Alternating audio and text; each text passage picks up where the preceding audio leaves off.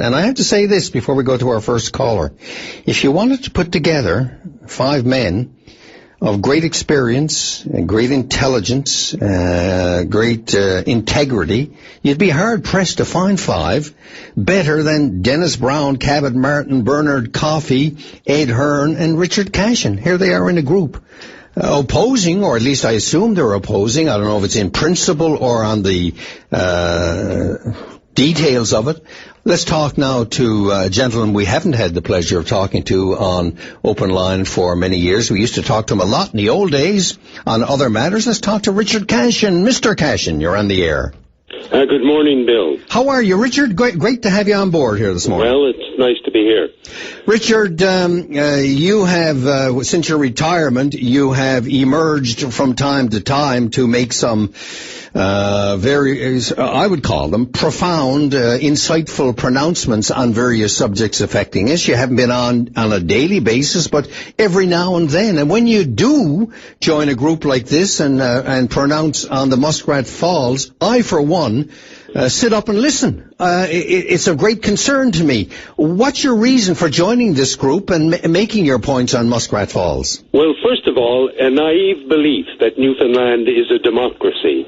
And I've been watching incredulously the behavior of this government, which frightens me. Mm-hmm. First of all, their abuse of power, their withholding information, their misinformation, and so that's one issue, how they deal with the PUB. Now, that's a violation, in my view, of the rule of law. Right. And I contrast that to what's going on in Nova Scotia. Mm-hmm. They're fully engaged. Their PUB will rule. In Manitoba, they had a big project which was pushed by Manitoba Hydro. Mm-hmm. They took a year or more, and the project was not approved by the PUB. What do we get here? We have a PUB that asked for more information. They were given a short timetable, and then they ruled that they didn't have the information because Nalcor withheld it. Mm-hmm. And what did the government do? They totally ignored it. Now, that's frightening. And then I saw an example of Mr. Penny and Dave Vardy. Mm-hmm. Now, Mr. Vardy, I've known him for 40 years. I don't know Mr. Penny. I know both of them were public servants. Mr. Penny got early retirement from the Liberal government because, as I understood it, they thought he was too close to the PCs. Yeah. Anyway, they came out, which what I thought was a tepid report. I thought, my God, this was the most moderate. It was a criticism. It had some serious criticism, but they were quite gentle about it. And they were lambasted. In the House of Assembly, one of the members got up, sneered at them, and they were hissed.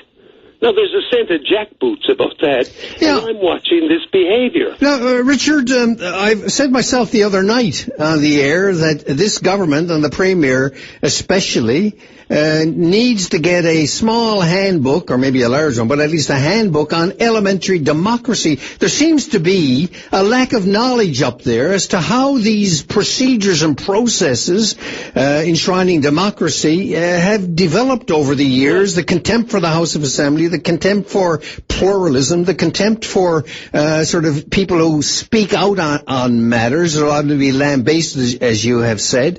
But is that anything new in this province? I think of Joey Smallwood. I think of, Brian Peckford. I want to tell you it is new. Okay.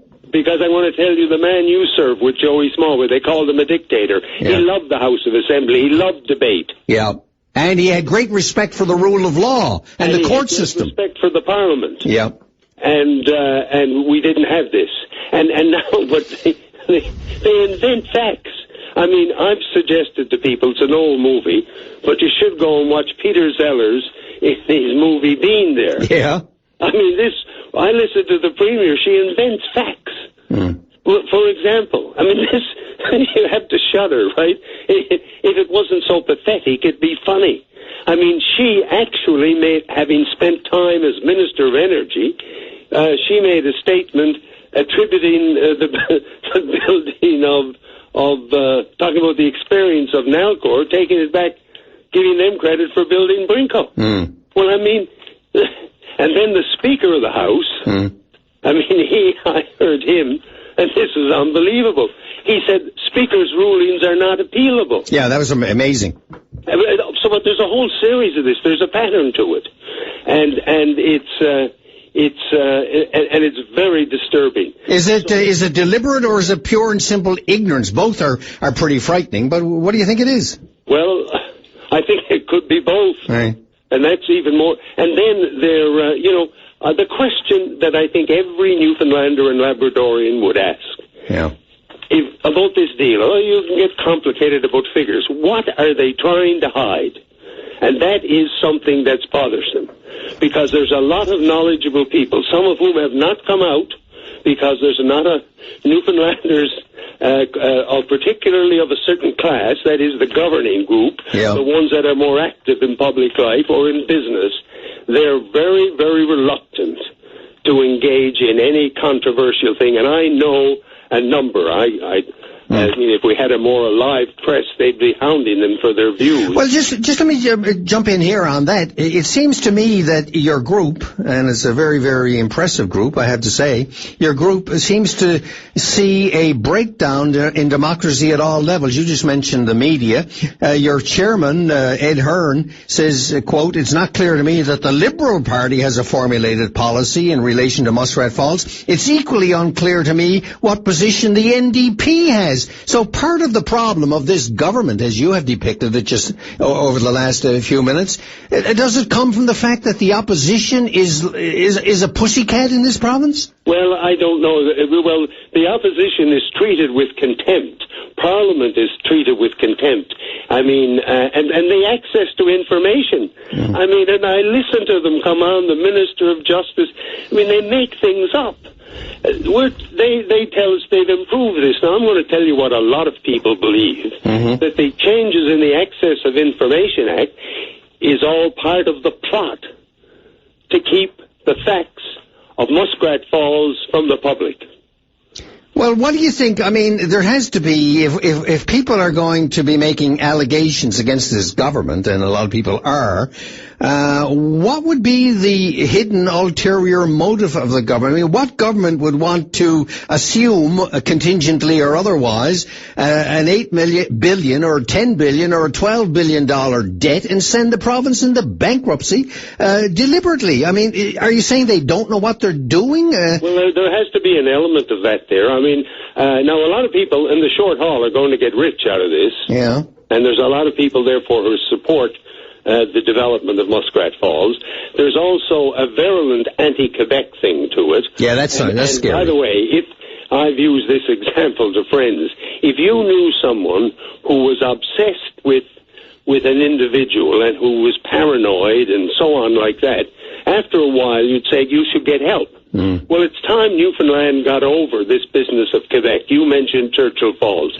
We didn't lose a cent on Churchill Falls. No. We made some money. What we lost was an opportunity. And then if you go back to those days, the business of inflation was new. So that, and it might never have been done other than the way it was done. So, but we got to get over that.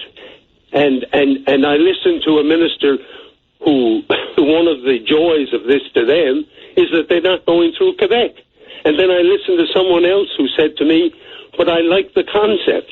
And I said to that person, but the concept, well, that's good, but what about the cost? Well, he didn't want to engage in that. So I said, if you like concepts, I have a really good concept. Now, if you're not concerned about cost, we'll put a causeway to Cape Breton. Now, there's a concept. Yeah. Right. So to me, but I think if you want to make it simple, what are they trying to hide? I'm not attributing motives to them. The facts speak for themselves. All right. Why are we not following the basic rule of law in this province, which the other provinces have followed? Well, we've had two independence groups look at it, and they both have rejected it. Yeah. Very and good. so that's bothersome. One final question, Richard, on the whole. If we can prove technology by putting power across to the mainland by bypassing Quebec, and when the Upper Churchill the Upper Churchill power comes free again after the deal with Quebec expires, and we don't have to forget about virulent anti-Quebecism, and we don't have to deal with Quebec and find ourselves, at a disadvantage there. We can use the power, bring it down through the island, and put it across to the mainland ourselves. Is that not sort of a sensible concept in and of itself? Well, it could be. Well, we certainly probably not the best way to sell the power, no. But we could. We're going to have the cost of power in Churchill Falls is 1/5 of a cent per kilowatt hour or per measurement. Yeah. 1/5. Right. So when we get that power, we can certainly that will certainly cover the cost of putting a cable or whatever it is across to the island. Right. And this other thing, what was really disingenuous from the beginning was when they gave, it was so elementarily deceptive. They came up with two options. One was Muskrat Falls, and the other was the sum total of all other individual projects, and based on a 50-year forward basis. Now, it totally ignored the